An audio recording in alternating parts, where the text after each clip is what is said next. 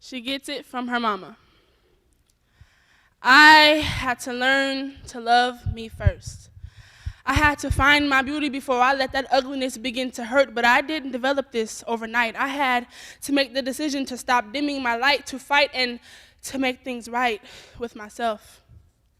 My emotions sit up on my shoulder as if it were a bookshelf, but that would make sense because of how obvious, but that would make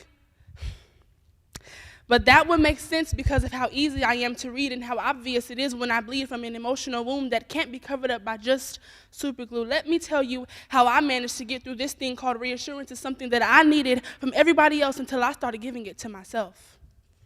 I grew up watching my mama walk around with her chest puffed and her chin up with not a doubt in her mind. When I was little, it would amaze me how my mom and her sisters would talk away and I'd be right there as if I wasn't 5 years old. They ain't call me Channel 2 News for no reason because best believe when I got kicked out of the conversation that I wasn't invited to in the first place, I had to go and tell Channel 7 News, my little cousin, everything I heard, regardless if it had to do with the bees and the birds. See, I thought all that confidence was a given, but baby, was I mistaken, because to get there, she had to grind. She had to put in the time. Her confidence ain't just gonna transfer into mine. It started with, I am beautiful, I am strong, I am enough, and it's okay to let your guard down. You ain't always gotta be tough, but I guess that's just what happens when you're a diamond in the rough. I had to remember who I was and sometimes who I came from.